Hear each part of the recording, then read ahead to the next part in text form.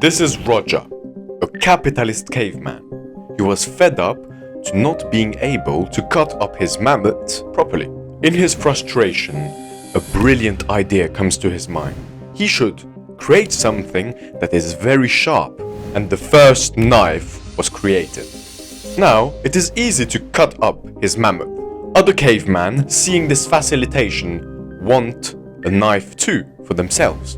They started giving Roger food, medicine, and items of value in exchange of a knife. Roger capitalizes on this, and he facilitates every caveman's life. In an alternate, communist caveman reality, when Roger starts receiving items of value in exchange of knives, the big boss caveman comes in and says, "Ooga ooga!" Translated to, "No, Mr. Roger, your role is not creating innovation."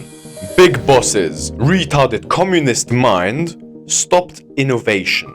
He stopped people being free of their choices. It wasn't Roger's role to create innovation.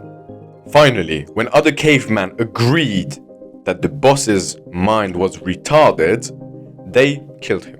Isn't that similar to something already happened in our reality? When a plant starts growing and has an obstacle that blocks the light, it will grow further to find light. When you constantly, purposefully block the light out, after a moment the plant will die in abandonment.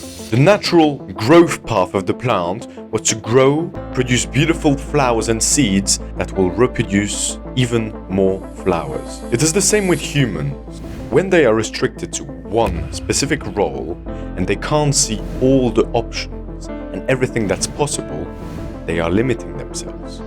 If you think about everything in life, the natural path is to grow, expand, reproduce, create more. It's natural and we shouldn't restrict our growth potential. I believe that communism limits humanity's potential. My mother lived in a communistic country. They only could travel to other communistic countries. They did not know what happened around the world. They only had local news, they had limited food, and so much was happening. And the country, Romania, was restricted. It wasn't their full potential. So in the communist time, when my mother was living there, she didn't know everything that was happening around the world. She only knew what was in her country. It didn't even pass through her mind that other things existed. Imagine you play a video game, let's say GTA.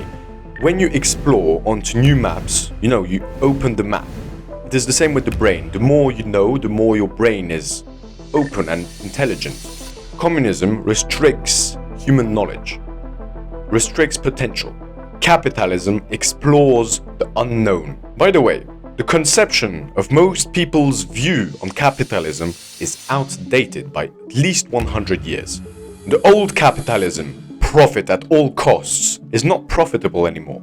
As resources get thinner and consumer values change, so does the market adapt. In a study in Forbes, it showed how people reacted to cooperations who showed caring for the environment. This is what it showed. 87% of consumers will have a more positive image with a company who supports environmental issues. 88% will be more loyal to a company that supports environmental issues. 92% will be more likely to trust a company that supports an environmental issue. Big intelligent companies will capitalize on this by making their inside greener, which is pretty complicated, or support a cause. Capitalism responds to consumer preferences. People, the masses, vote with their money for the things they care and value. And if the value is oriented towards an environmental cause, companies will put themselves in the middle and support the environmental cause so that consumers come in their way. And if they don't, that direction of consumers will continue, and a company who doesn't capitalize on this will go out of business because consumers don't go in their direction, but in the direction of their values. So consumers, keep caring. Because by caring, for example, the environment, businesses will adapt to you. And by adapting to you, will support these causes, which will make a better world, a better environment. The beauty in it is that capitalism is on a big basis dependent on natural resources.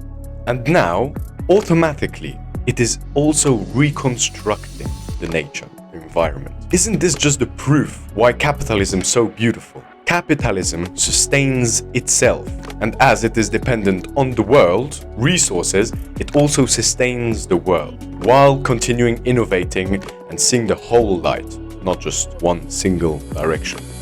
Capitalism continues innovation and our potential. Capitalism also sustains the world.